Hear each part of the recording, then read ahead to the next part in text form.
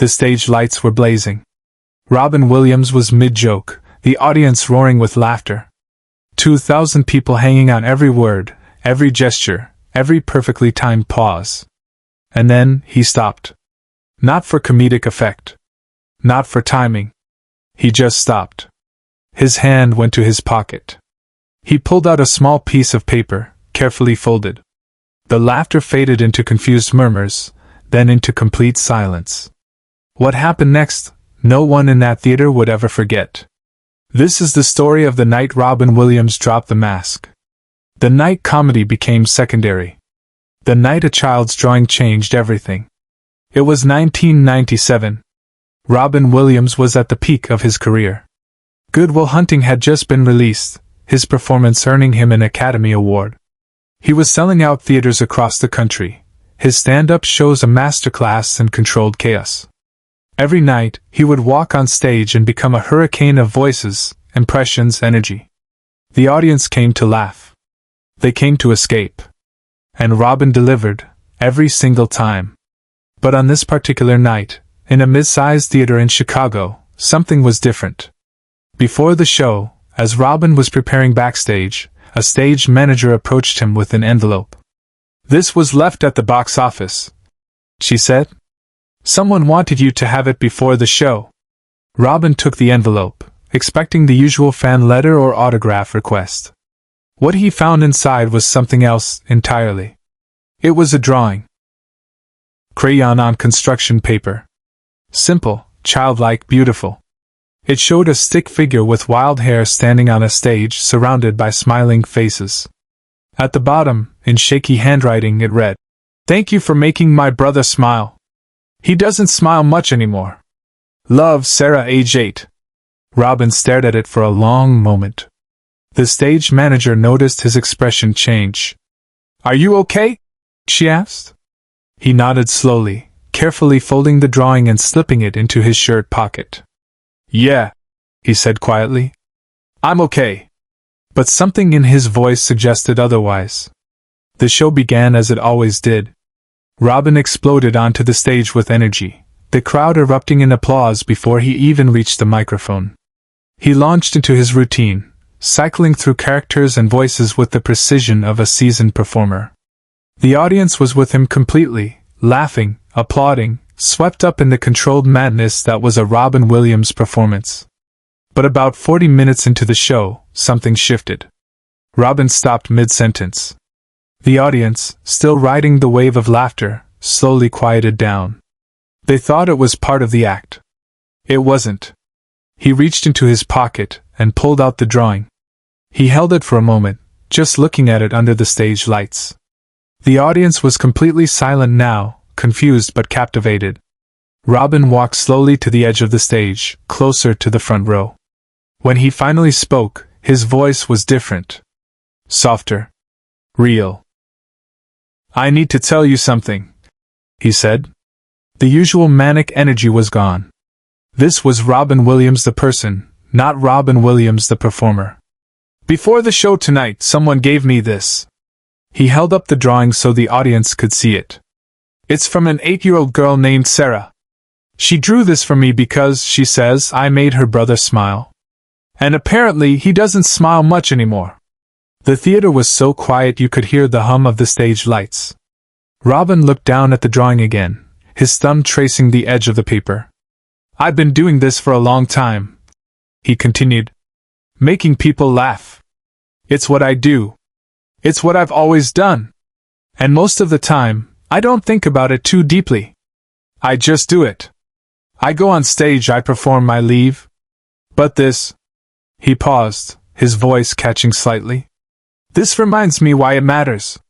He looked out at the audience, 2,000 faces watching him in absolute silence. "Sarah's brother is sick. I don't know what's wrong with him, but I know he's sick. And I know that for whatever reason, something I did, some joke I told, some character I played, made him smile. Made him forget, even for just a moment, whatever he's going through." Robin's eyes were glistening now under the stage lights. "And that little girl, 8 years old, took the time to draw me a picture. To say thank you. Because in her world, making her brother smile is the most important thing. And somehow, I got to be a small part of that. If you think you know where this story is going, subscribe now, because the most powerful moment is still ahead. The audience was transfixed. This wasn't comedy. This wasn't entertainment. This was something raw, something honest, something human. Robin folded the drawing carefully and put it back in his pocket, over his heart. "I'm going to keep this," he said. "I'm going to keep it to remind myself that what we do here, what happens in these rooms, it's not just about the laughs. It's about connection. It's about reminding each other that we're not alone." He took a deep breath, composing himself. "Sarah, if you're watching this, or if someone tells you about tonight, I want you to know something. Your brother is lucky to have you. And I'm honored, truly honored that I got to make him smile. Thank you for reminding me why I do this." The audience erupted. Not in laughter this time, but in applause. Raw, emotional, cathartic applause. Some people were crying. Others were on their feet. Robin stood there, visibly moved, his hand over his heart where the drawing rested in his pocket. But he wasn't done. "There's something else I need to say," Robin continued, his voice steadier now but still carrying that weight of vulnerability. "Something I've never really talked about on stage before." The audience settled back down, sensing that this moment was going even deeper. Robin walked back to center stage, his usual manic energy replaced by something quieter, more profound. "When I was a kid," he began, "I was alone a lot. My parents worked constantly. I was an only child in a big house, and I learned early on that if I could make people laugh, they would want to be around me. Laughter became my currency. My survival mechanism." He paused, looking down at his hands. "And it worked. I became the funny kid.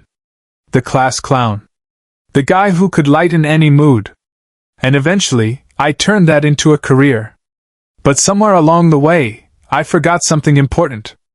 I forgot that behind every laugh, there's a person. Behind every joke, there's a moment. Behind every smile, there's a story." The vulnerability in the room was palpable. This was Robin Williams without the armor, without the characters, without the deflection.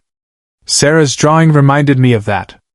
Her brother, whoever he is, whatever he's going through, he's a person with a story. And Sarah, this 8-year-old girl, she's a person with a story. And every single one of you sitting out there right now, you're a person with a story. He looked out at the audience, making eye contact with people in the front rows. "We come to these shows to escape. To forget our problems for a couple of hours. And that's okay. That's good. That's what I want to give you. But I also want you to know that I see you. Not just as an audience, but as people. As humans who are struggling and surviving and trying to find moments of joy in a world that can be really, really hard sometimes." The silence in the theater was profound. People were crying openly now, not from sadness, but from recognition. From being seen. "So here's what I'm going to do," Robin said, his voice growing stronger. "I'm going to finish this show. I'm going to make you laugh until your sides hurt.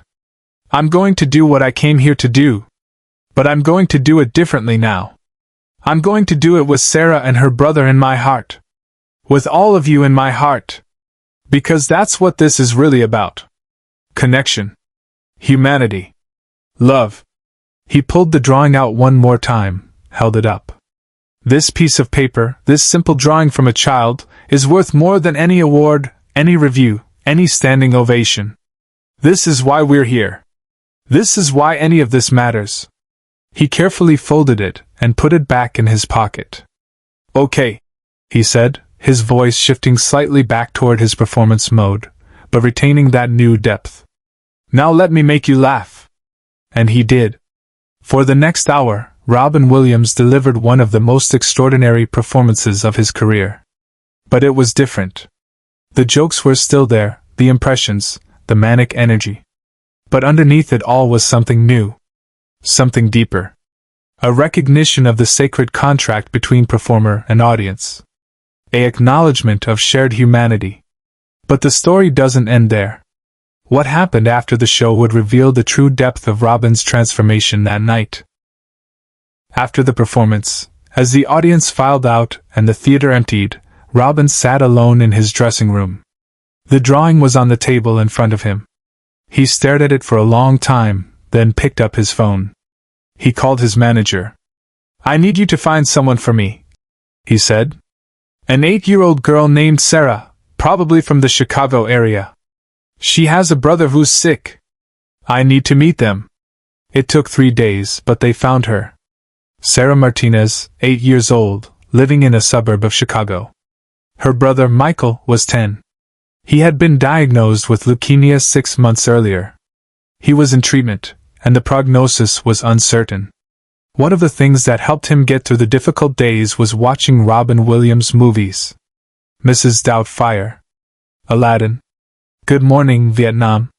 They made him laugh when nothing else could. Robin arranged to visit them at their home. No cameras. No press. Just him, Sarah, and Michael. When he knocked on their door on a Sunday afternoon, Sarah's mother opened it and nearly fainted. "Mr. Williams," she stammered. "We can't believe you're here." Robin smiled that warm, gentle smile. "Please," he said. "Call me Robin. And I'm the one who can't believe I get to be here." He spent 3 hours with them. He sat with Michael, talked to him about his favorite movies, did impressions, told jokes. But mostly, he just listened. He listened to Michael talk about his treatment, his fears, his hopes. He listened to Sarah talk about being scared for her brother, about wanting him to be okay. And he listened to their parents talk about the exhaustion and terror and love that comes with having a sick child. Before he left, Robin knelt down next to Michael's bed. "You're the bravest person I've ever met," he said. "And I've met a lot of people. But you, Michael, you're fighting a battle that most adults couldn't handle. And you're doing it with courage and humor. That's extraordinary." Michael, pale and thin from treatment, smiled. "You help," he said simply. "When I watch your movies, I forget about being sick for a while." Robin's eyes filled with tears. "Then I'll keep making them," he said. "I'll keep making them for you." He stood up, hugged Sarah, hugged the parents, and left. But he didn't forget. Over the next year, Robin sent letters, care packages, even called occasionally to check in. And when Michael went into remission 9 months later, Robin was one of the first people the family called. Years later, in an interview, Robin was asked about the most meaningful moment of his career. He didn't mention the Oscar. He didn't mention sold-out shows or standing ovations. He talked about a drawing. About a little girl named Sarah and her brother Michael. About the night he stopped a show to remember why any of it mattered. "Comedy is important," he said. "Laughter is healing. But connection is everything. And sometimes, the most powerful thing you can do is stop trying to be funny and just be human. Just be present. Just be real." If this story moved you, share it. Subscribe so we can continue to honor moments like these. Because Robin Williams taught us that the greatest performances happen when we drop the mask and let ourselves be seen. The drawing Sarah made still exists. After Robin's death in 2014, his family found it among his most treasured possessions, carefully preserved in a frame. Sarah, now an adult, was contacted by the estate. They wanted her to know that her childhood drawing had traveled with Robin for years, that he had kept it close, that it had meant something profound to him. At his memorial service, Sarah read a letter she had written. "Robin Williams made my brother smile when nothing else could," she wrote. "But what I didn't know until years later was that my simple drawing made Robin remember why he did what he did. It reminded him of his purpose. And in that exchange, in that moment of connection, something sacred happened. We reminded each other of our humanity. That's the legacy of Robin Williams. Not just the laughter, but the reminder that beneath it all was a person who understood pain and chose connection. Who understood loneliness and chose presence. Who understood darkness and chose light.